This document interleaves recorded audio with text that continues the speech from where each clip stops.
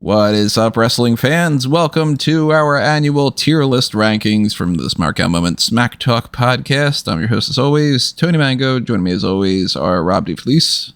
Hey. And Callum Wiggins. Hello. And I want to preface this with a little bit of a heads up. We are recording these, whatever we end up recording today, depends on what it is, on the 23rd of September. And I'm not entirely sure exactly when this is going to be released. It's going to be released early for the people that are on the $5 and up tier on YouTube, but the other people that are going to have to wait, I don't know when I'm going to schedule these things to come out. I don't know if we're going to record 1 or 2 episodes today, or 3 or 4, or whatever it might be, but we're knocking out a couple things a little bit ahead of time, and some of this is going to be heading over into October, so keep that in mind too. We are doing our usual thing here where we've got the AEW women's roster, the AEW men's roster, the WWE women's roster, and the WWE men's roster as of September 23rd. That is our reference point. And our usual tier list rankings, the way that we've done the past couple of years. So we'll explain what those rankings are, although it's pretty self-explanatory. I mean, if you've seen one tier list thing, you've seen the other ones. So, as we go along here and we rank the different superstars and wrestlers that are on these lists, we want to know your opinions about that as well. So drop a comment below, or if you are on any other kind of platform, leave a comment on that front. Head on over to smarkmoment.com. If you are not on something that has some kind of a comment, you don't want to head on YouTube or something, keep in mind too that we also have our Discord server. So if you want to talk about that over there, that's another great way for you to just join in on the fun and be a part of the community. Keep in mind as well too, if you are on YouTube, then hit the like button. That helps us out quite a bit. And double check that you are subscribed and ring your notification bell for your email alerts. When you're listening to this is probably going to be to an extent when I'm not around for a couple pay-per-views, so there won't be post shows for Wrestle Dream and Crown Jewel, and I wouldn't have done anything for TNA anyway. But those two events are not going to have post shows. I'm not going to be in the United States for that. So, in the future, when it comes down to that, I don't know, maybe I'll do something on my phone or something. I don't know. Well, I haven't figured that out yet, but share your support in a couple other ways too. If you want to join the Patreon, patreon.com/smarkoutmoment. If you want to pick up some merchandise, Redbubble and TeePublic are where you can do that. And as I mentioned before, this is going to go live earlier for the early access people on the $5 and up tier on YouTube. But even $1 a month, greatly appreciated. $10 is the Darkcast tier. Pick your poison. It's another one like that. So, if you are interested, you got a little spare change, toss it our way. Yeah, we got the tier list thing is the generic setup that we've got before. And you can see on your screen right now on YouTube at the very least that we've got our breakdown that we've had in the past. The S tier, aka the GOATs. A tier, we're going at the main event. B tier is above average. C tier is middle of the road. So we should be going with a graph that C tier tends to be the most. That's kind of the whole point of the bell curve. D tier is below par. E tier is jobber status. F tier is the drizzling shits. And then we have the no opinion tier for people that we either haven't seen a lot of, or we aren't exactly sure where they're going to fit right now. Maybe they've been injured for a while or something, where they haven't even gotten started yet, whatever it might be. Again, it's pretty self-explanatory. It's a tier list thing. So for anybody that is curious why we don't have graphics and have the tier list thing and all that, it's just way too hard to hundreds of people make each graphic and then make a chart, whatever. It's a lot easier to do it on the spreadsheet here. So if you want it, donate to the Patreon, show us your interest, and then you get it. That's exactly how that works. So I've got on my roster page on Smark Out Moment these 41 women we're going to start off with for AEW. And the same when it comes to the AEW men's roster and the women's roster for WWE, and then the men and all that. I not only consulted my own list, but I also made sure to check a couple other places. So I might have some people missing that we could put in there. And then maybe there's a chance that there's somebody that I still have on here that hasn't been around, or maybe they got released and they just it's for some reason, these companies are making it harder and harder for you to know exactly who is in the company anymore. which is very frustrating. But at least for now, it seems like we've got the big enough group. But if we think of anybody along the way, then we'll just add them as it goes. So 41 people on the AEW women's roster page right now. And the usual thing that I try to do, we got a high end, a low end, and a middle. Anybody want to toss out any people that they would put on like the absolute bottom of the barrel or the absolute top of the hierarchy or anything? Tony Storm's the absolute top. I think that's safe to say, despite the fact that I'm not the biggest fan of the character and all. I look at this, the tier list rankings as partially my own favoritism and then partially just like general consensus. And also keep in mind, everybody, if it's like a 2-on-1 thing, then we balance it out that way. So if Rob and Callum were saying S tier and I was saying B tier, we'd either go S or A, that kind of thing.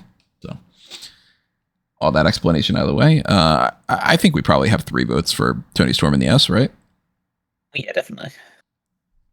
And I think most likely we still would go Mercedes in that way. I mean, yeah.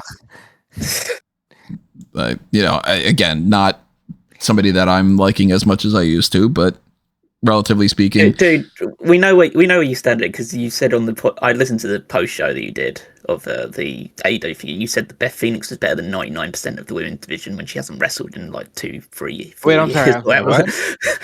He said that phrase. I still think that I enjoyed Beth way more than most of the people that have been in AEW's women's division have ever shown me. I always ask the question of that. When was the last time you went to see went to watch an old Beth Phoenix match just for the fuck of it? When's the last time I went to watch an old Bret Hart match? Even I don't. I don't do that with wrestling anymore. But you probably be far more likely to do that. But either way, I'd say that for that matter, I forgot about adding Beth Copeland onto here. But actually, you can go to Jizzling Shits, I think. Wow, Drizzling Shits? Yeah. You never were a big fan of Beth Phoenix? No, I was a big fan of Beth Phoenix, but she's not Beth Phoenix anymore. She's like Beth. Yeah, just Beth. Yeah. See, I would say she hasn't done anything, so I'd put her in the no opinion. Yeah, no. Oh yeah, definitely. I'm only joking. I mean, he's kidding around. But she's far closer to that than she is the S tier. I'll say that much. But if we're looking for, I don't know if anyone really belongs in the F tier for the women's side of things. I mean, for overall value and what she's accomplished in the company and what she's doing now and all, I would potentially put Camille. Actually, yeah, that's probably if there's one, that's the safe one to go with. Like, she didn't do a damn thing that was good, and then she's just been gone. So it's like, if you removed Camille from the AEW history books, nothing changes other than you get rid of a disappointment. Sounds awful, but yeah, she should have gone to WWE if that was how it's going to go. You think now is probably the time also to just put Britt Baker there as well? From an AEW perspective, I mean, she's a giant. At the moment, she's just a giant vacuum of money that isn't contributing anything. Here's something that every year we do these, we always have to clarify for everybody too, and it's good to reiterate it and all that. We are basing these primarily on what they're doing now, and that's why, like I said, like, Mercedes Moné and Tony Storm, like, they're S tier in AEW, but overall they're S tier or whatever. And then for my personal taste, like, they wouldn't be necessarily S tier or whatever, but like somebody like a Beth Phoenix, I would put towards that like S and A for like overall career.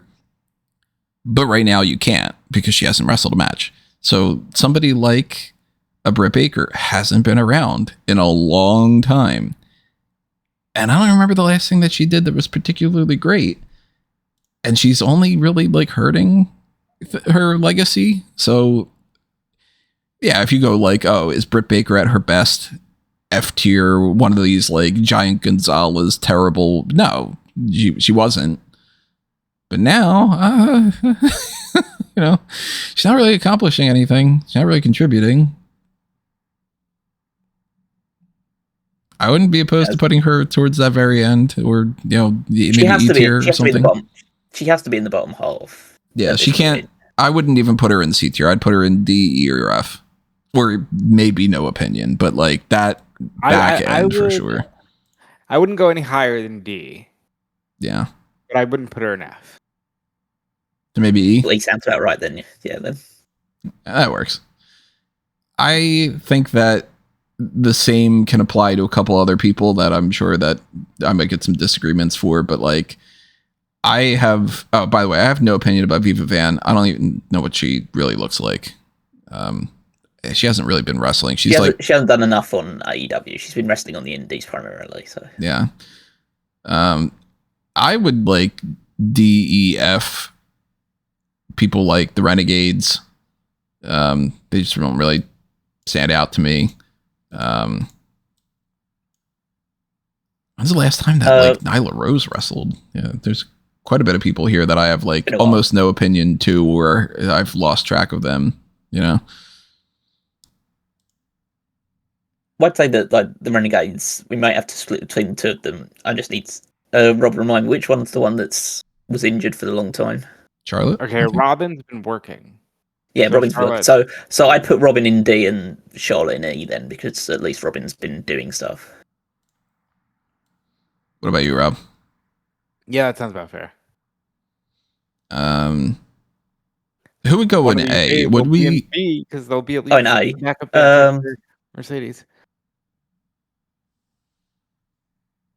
Maybe Tekla? Tekla's an A, yeah, I'd say. Oh yeah. Because like she hasn't gotten to the point where I would be like, okay, I trust her with the championship and to be the top person and to run through everybody. But like she's been there a very short amount of time and she's already impressed way more than a lot of other people. Do we go S or A for Willow? I'd go S. For how she's been presented, I'd go A.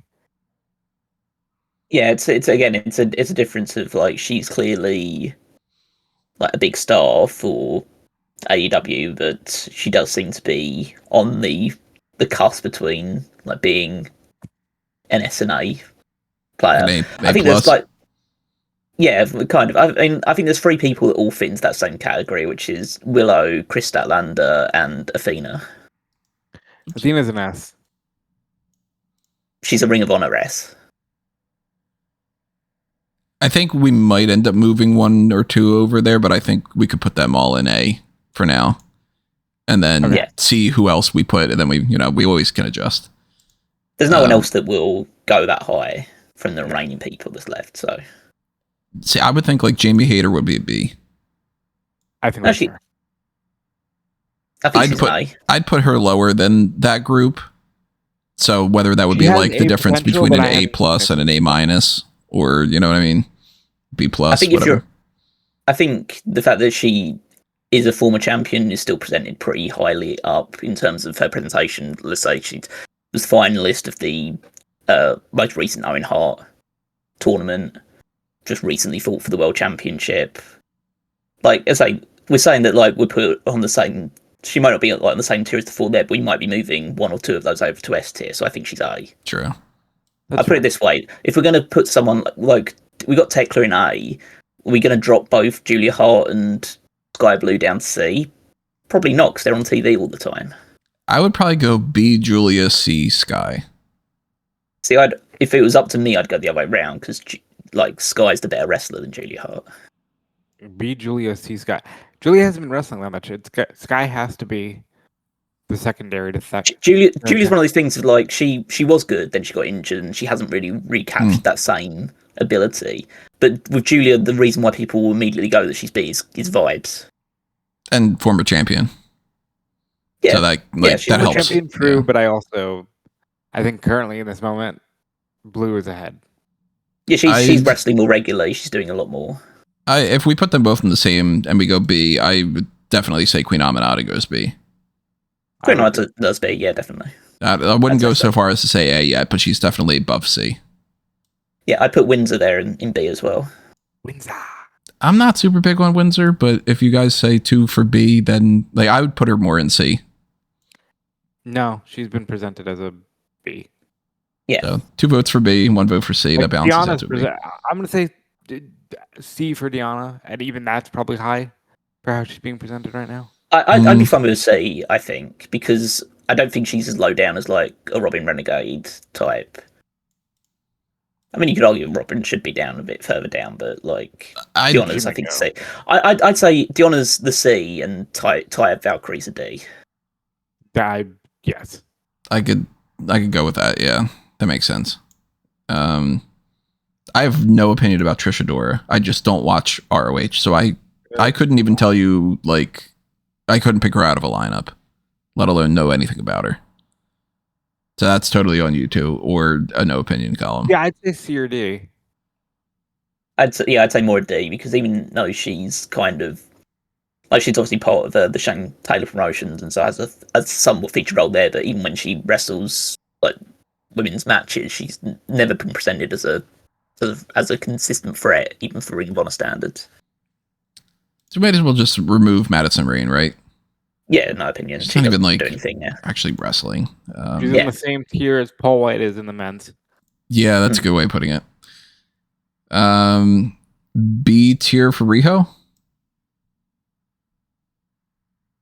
Only due to the fact that she doesn't appear enough. Yeah. Yeah. You could argue the same thing for Shida as well. Yeah, that's where I was going to. I could say B tier for Harley Cameron.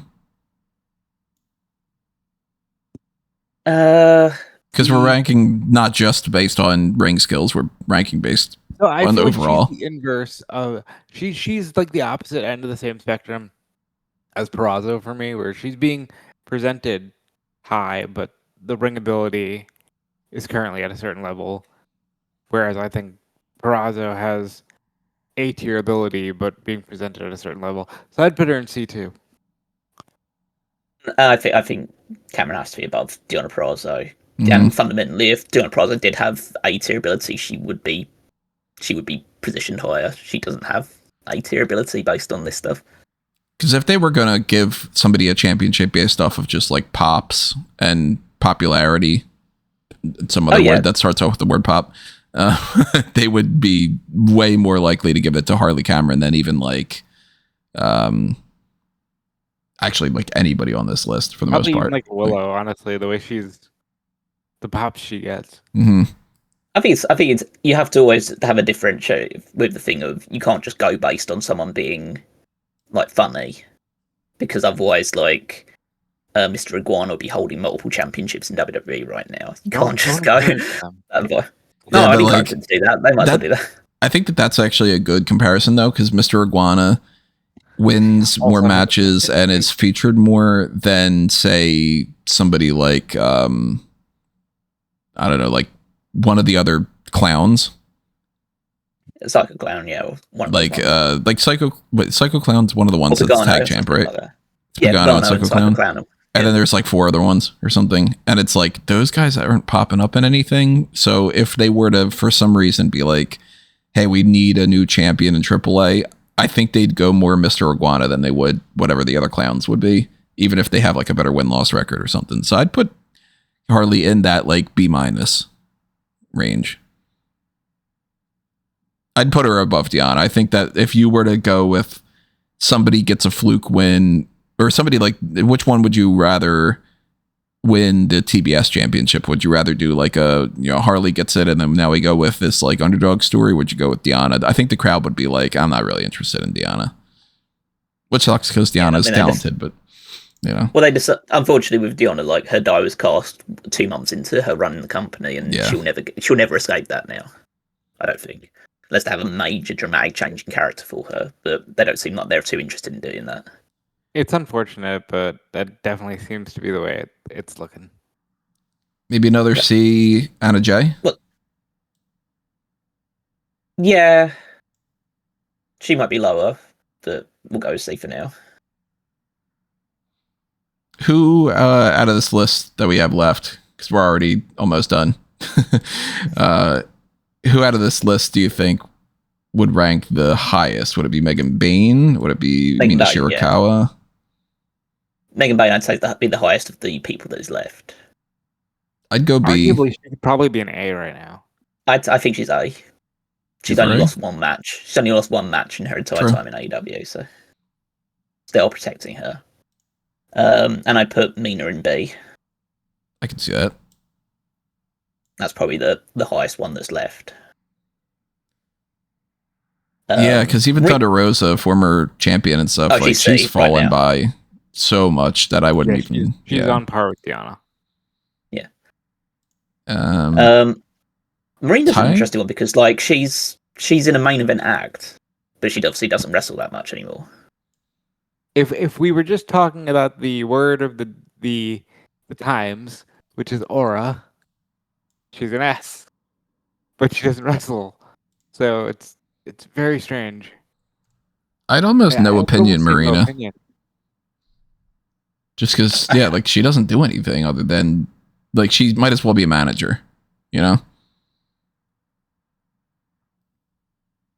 There's not much that separates Marina Shafir from Stokely, except Stokely talks and she doesn't. Yeah, and she gets physical in matches on Moxley's behalf, but Marina can probably get Stokely doesn't. Yeah, Marina does get hurt. Stokely just got physical a couple times. But yeah, I'd no opinion, Marina. But Marina's one is effective. The Stokely's just there to be hit. Slightly different. Yeah, we can leave it there for now. If we're looking to fill up the rest of, like, say, to try and make it bigger, I'd say, I guess Ty Mello and Serena Deeb go into there. Maybe Red Velvet. Yeah, Red Velvet as well. I put Billy Starks in there as well. Maybe Penelope, either in C or in D.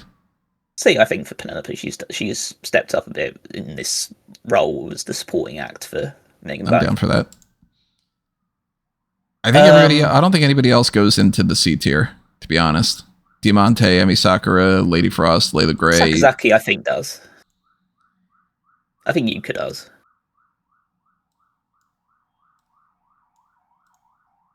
What do you think, Rob? Yuka in C or in D? I would say C for ability. And then everybody else is somewhere in that D to E to F to no opinion range.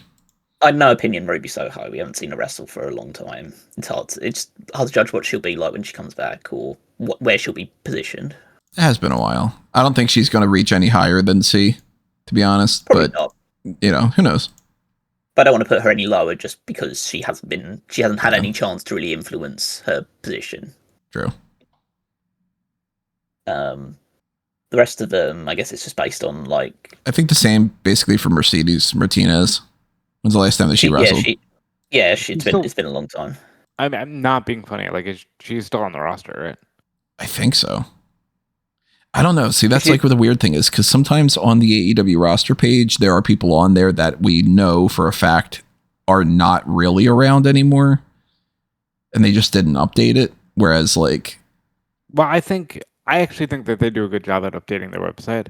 I think anyone who's on is legitimately under contract, and you know they're off when they get taken out the website. And then there's people that they have wrestled for like weeks or months, maybe even like over a year, and they're not listed on there. And then, like, I think that Pretty Peter Avalon is still listed on there, and I don't remember the last time that he wrestled for anything. He comes in and out. It depends on if they're going in his local area where he can just do jobs for them.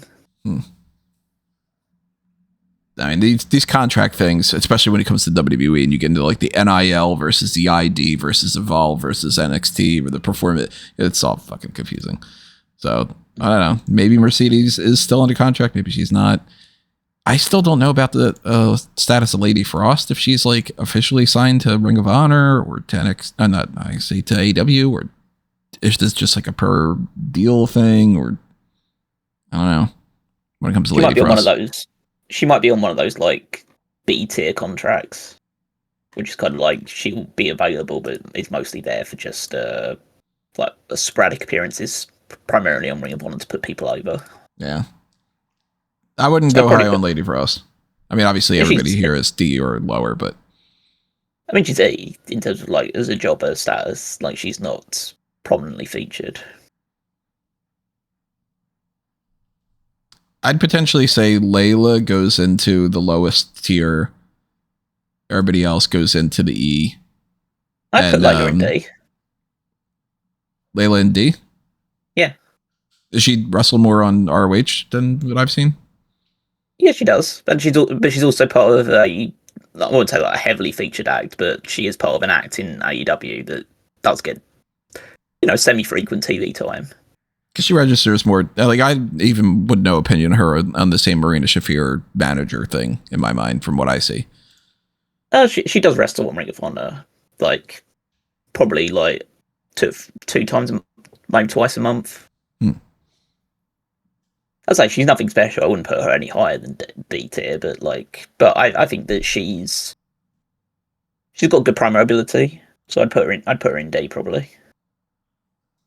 That with Nyla, and then I could see the other three going into E tier. I would personally advocate for Sakura to go into D because she's a better wrestler than the other two. But what about you, Rob? Would you give Layla Gray the D tier? Or that sounds awful. Yeah, Rob, would you give Layla Gray the D, or would you? I don't know why you set me up for that. But yeah, she's because if we're gonna put Trish in D, Layla's probably there too. Trish is a better performer, but Layla also gets more TV time on AEW. It evens out. Layla Frost hovering around that E tier. yeah, 'cause she never wins or never has it. Like even on Ring of Honor, she wouldn't win matches. So Diamante, Emi Sakura.